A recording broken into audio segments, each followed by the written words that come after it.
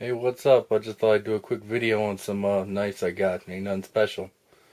Alright, let's check it out. Alright, here we go. I got this one over here. It's a paratrooper knife. Folds up. Just got it for the hell of it. Had it for a long time. And here I got some buck knife, fold up buck knife. I've had that forever. I use it every once in a while. Carry it with me if I'm out doing shit. Then I got this buck knife, which I've freaking never used. Just thought it looked cool when I was younger. Had to have it.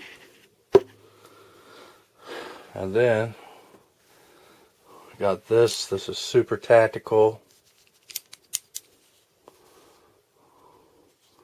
Little knife here. It's got the genuine leather, heavy duty, stapled sheath.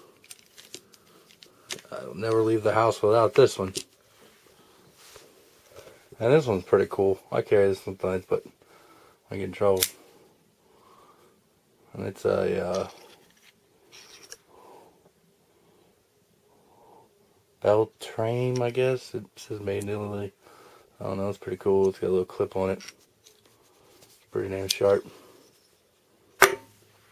Okay. Now I was going to show you that other gun I had. Shit out of the way.